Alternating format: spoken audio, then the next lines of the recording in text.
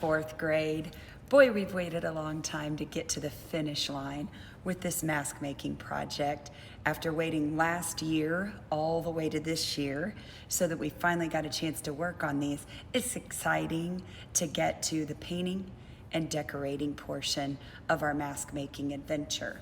So at this point of watching this video, you should be finished with foiling and plastering. As with most artists, my plans changed. Back a few lessons ago, I made a plan to make a mouse Kabuki mask. I changed my mind to a female lion. Those are the ones without a mane. And I made a little bit more severe looking face with some very severe eyebrows to make her look kind of tough. And I did change from a mouse to a lion, but I didn't change my design work.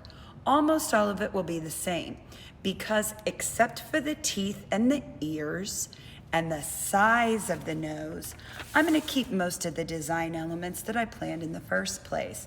I'm going to be painting most of those, but I do want you to notice I did not plaster the ears for my female lion. I'm gonna make those out of craft foam because I found them kind of difficult to plaster. I think it's a little easier for me as an artist to make them out of craft foam and glue them on when it's time for decorating. But what comes first is painting. So we will definitely paint, let the paint dry, and then we hot glue our decorations on. The reason we have to use hot glue is because it simply holds better. If you decide to use craft glue, that works, but it works slower. So you'll need to give it an overnight dry time if you're working from home. In the art room, we'll be using hot glue. If you do want to use Elmer's school glue, you can use it for extremely lightweight pieces like yarn or some craft foam. Again, a longer wait time. I don't mind if you use that working at home. I don't mind if you use it for lightweight pieces here in the art room because some students don't feel very comfortable with the glue gun, even though I instruct you how to use it super safely. But if you want to have a trusted adult like Miss Kennedy when she's here, or me, help you with the glue gun, we can do that. And your lightweight pieces, you can use Elmer's school glue that's probably in your art box, or I have some if you need to borrow it. First thing we have to do is peel our mask. So whether you're at home with the equipment you picked up or right here in the art room, we're gonna undo that foil. And I do want you to save your name tag because you're gonna stick it on again, only this time you're gonna stick it in your mask. You're gonna end up with what looks very strange, a foil piece sticking out now around your mask. From the back, you can see my fake face. I get that back. You should take your name tag out, stick it to your table so that you can save it for just a few minutes from now. Peel that fake face out. You're gonna return it to the stack that's on my counter, or you're gonna return it to Lantern Road if you're working from home. The foil is now trash. I crush it towards the middle, and then I grab this wad of foil, it's kind of loud, and I try to twist it out.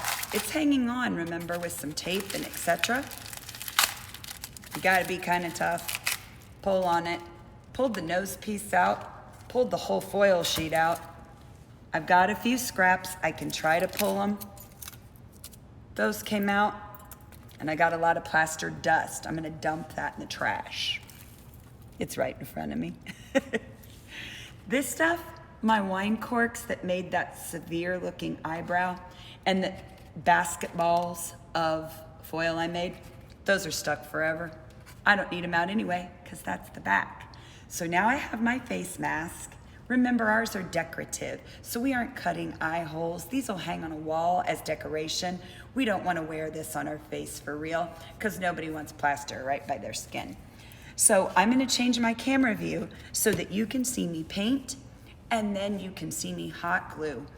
Please make sure that you are not hot gluing or regular gluing when you have wet paint. We simply paint first because sometimes our decorations are needed to disguise mistakes. I have dripped paint before, and instead of trying to figure out a way to remove it or paint over it, I just glued decorations over it. That's called problem solving, and that's one of the most important lessons we learn with any art project forever, for life. It's a life rule to be a problem solver. So if you make a dribble drop or a mistake, problem solve how to get that to be part of the art. Or if you can't, how will you cover it up or camouflage it with your decorating materials?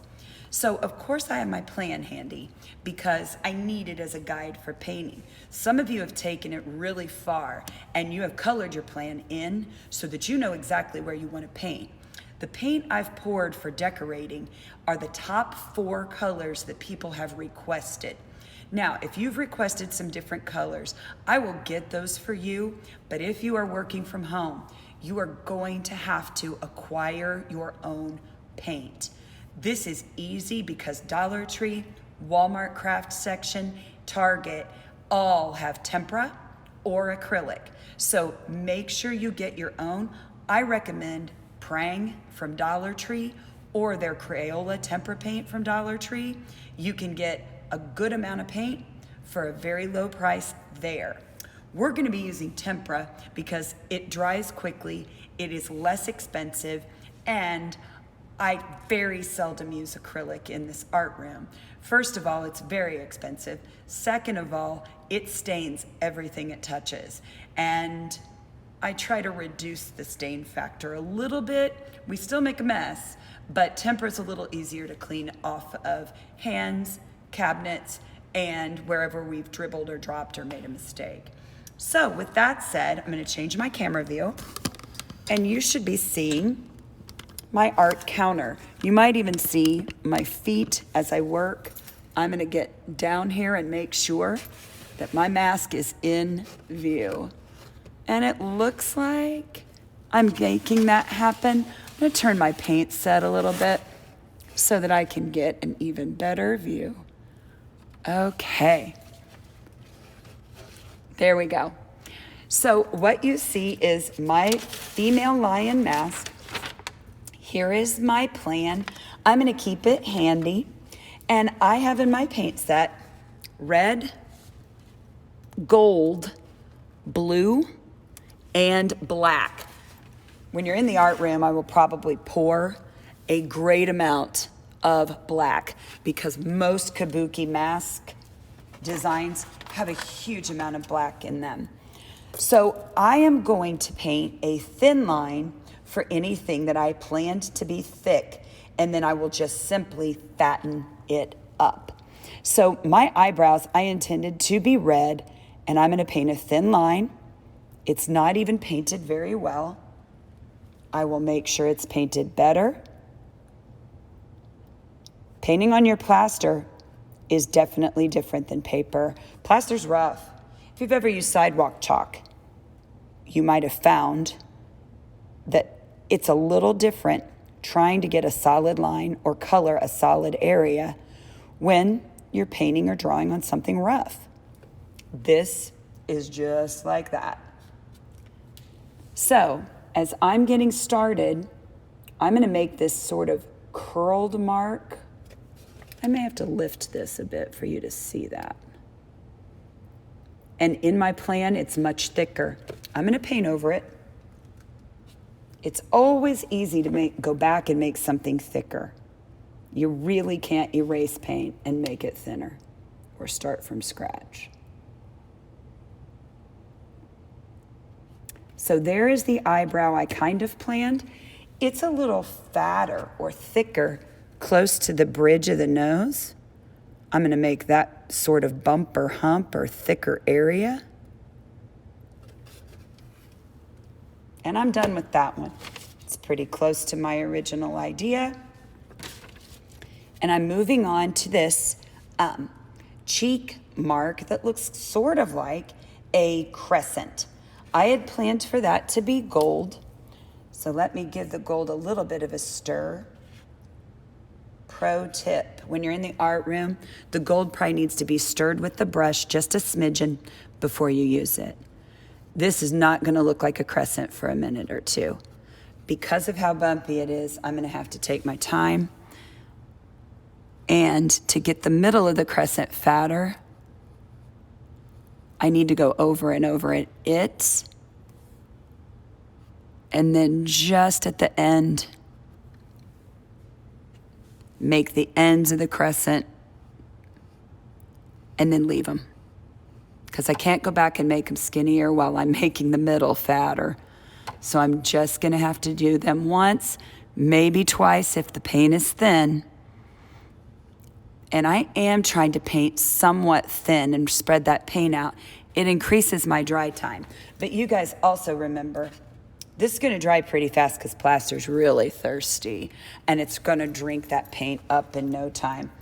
I can see, now that I've changed my view, I missed a few spots. Sometimes the white plaster and the shiny gold make this kind of difficult to get right.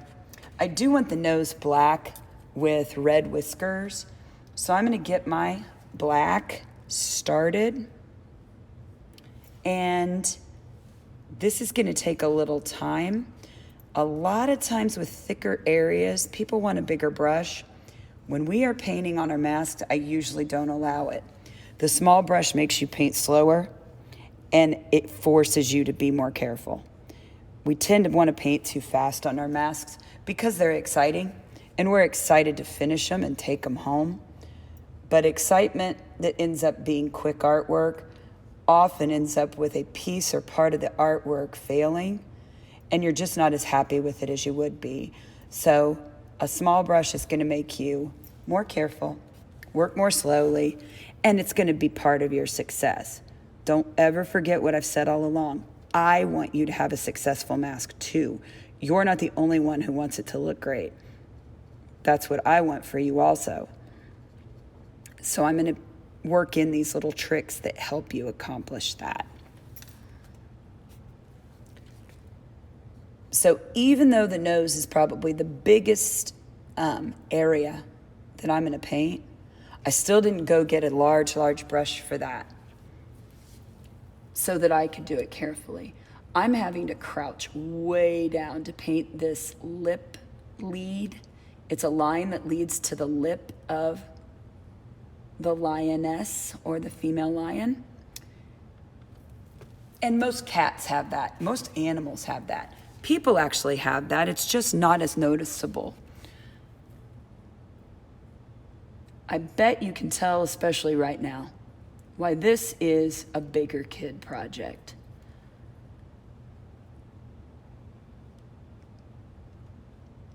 Because this is not the easiest, cheesiest thing we have ever done. But you don't have a lot of worries. You're smart kids, you're talented kids. You're gonna be just fine. So this is very likely the last thing I'm gonna paint. What I just did right there was, I had too much paint on my brush. So of course I just wiped it off on the edge of the paint cup to get some of that paint back in with its family instead of making a blob or a big thick mark where I didn't want it. I am gonna fatten up the other side of the mouth, and I hope you can see that my mouth on my lioness is a little crooked. I've told you many, many times, practice does not make perfect. Practice makes better. Nobody is perfect. Not Mrs. Billman, not even the famous artists that we study. No one is perfect. We can all do better. And that's what we're trying to do every project we do. You already know you're going to have great success because you planned well, you foiled well, and I bet you plastered well too. Or you wouldn't be ready for this particular spot in the project. So with this mouth piece, boy, I'm struggling up against that cheek of my lioness. With this mouthpiece nearly complete, that's a little bit better. And definitely a bit crooked. I'm gonna pretend, and I'm gonna need you to pretend along with me, that I'm done. The reason we're pretending is to keep the video shorter than it would be if I finished this mask completely.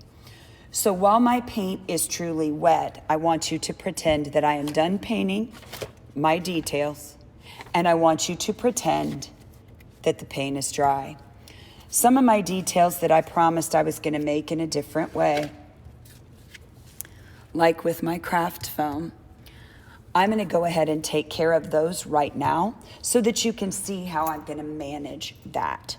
On craft foam, I have in the art room, I have some printed craft foam from other projects. I like to use the back because I need white. I'm going to draw the ears in pencil, but you don't even need to do that if you don't want to. I want them to be about the same, so I'm going to stack up 2 pieces of craft foam. And I think I'm actually going to stack it this way and use this edge. That's going to be a pretty good size lioness ear, and it's already partially made for me. I need 2, that's why I stacked up 2 pieces.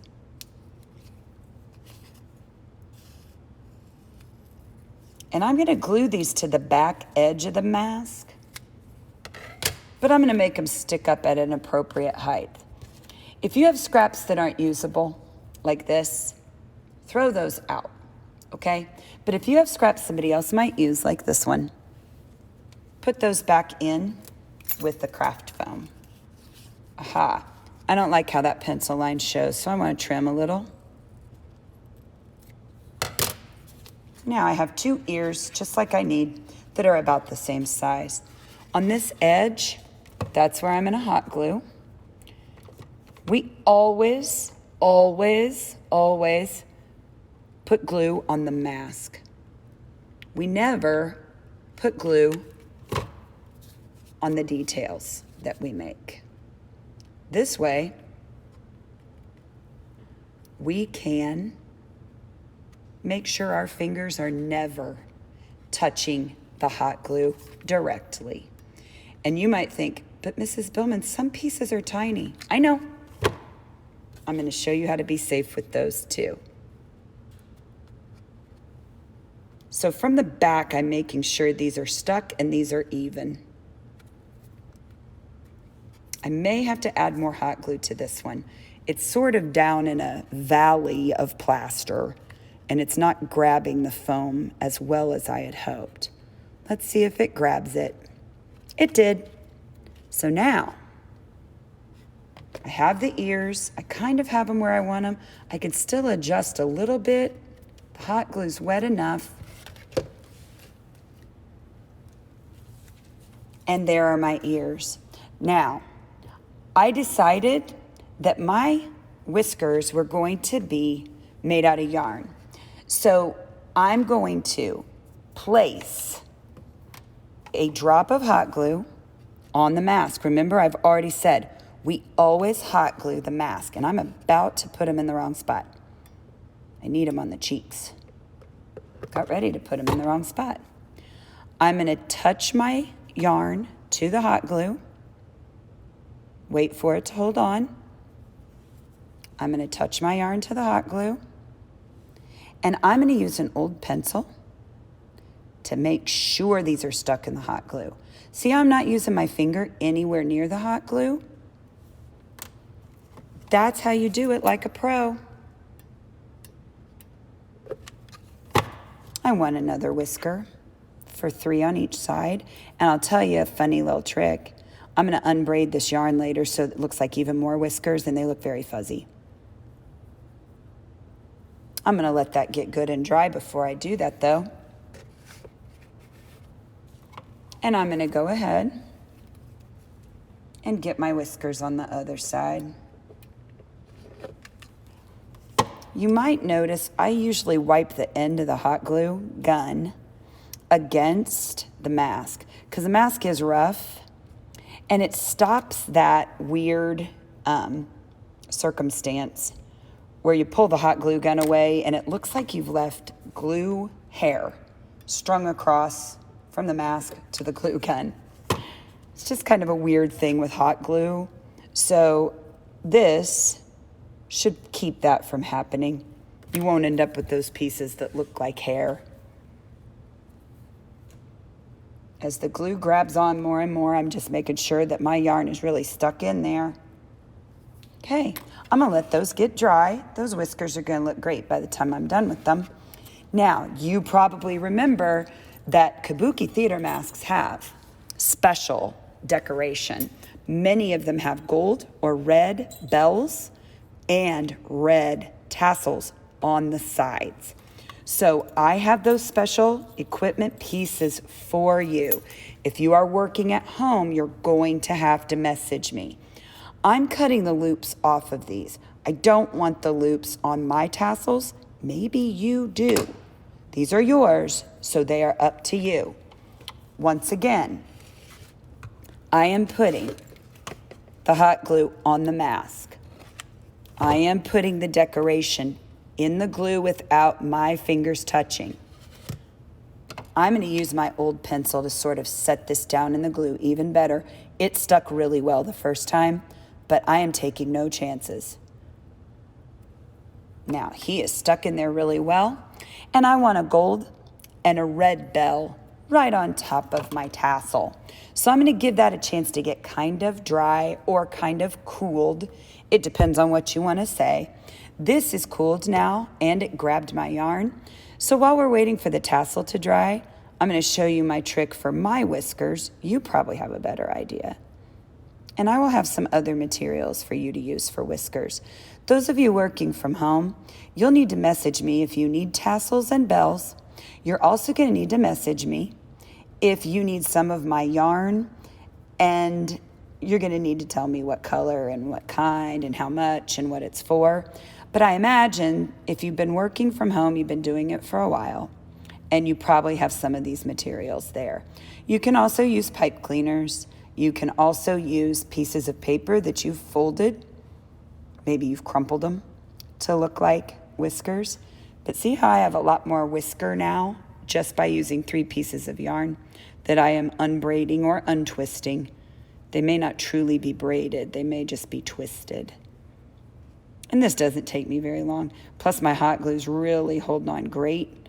So it's kind of helping me untwist these by holding on to the other end so nicely for me. So this is just an idea you can also try or you can ignore. I know you guys have your own great ideas because I know what great artists you are. Okay, now I'm going to get those bells on my mask, and then I'm going to have you go work. I'm going to go back and make sure my decoration looks great and take care of unbraiding the other side in a moment. But for right now, I'm going to hold those out of the way. I'm going to make sure this is on camera. And I'm going to squirt some hot glue above that tassel. I'm going to set my red bell. And you know what? I'm going to need more glue. I can already tell you it wasn't enough. Did you see me wipe the glue gun against the mask? These bells are big enough and far enough from the hot glue. I don't need the old pencil to push them into place. I just tapped them lightly. I'm going to let them cool down. Please make sure you remember to paint first and let it dry. I'm sure you can tell by looking even on camera. Some of these are almost dry because of how thirsty the plaster is. So my friends, do you see my decorations? And I have another set for the other side. I showed you how to unbraid yarn if you'd like to use it for whiskers or fur. I plan to do the same for the other side. If I wasn't shooting this video though, I would have painted all the details that I planned to use first. Make sure you send a message with questions, and if you are working from home, send a message listing what you need from my room. Good luck, artists, and submit a picture of this fine art when it's truly finished and dry. I can't wait to see your result.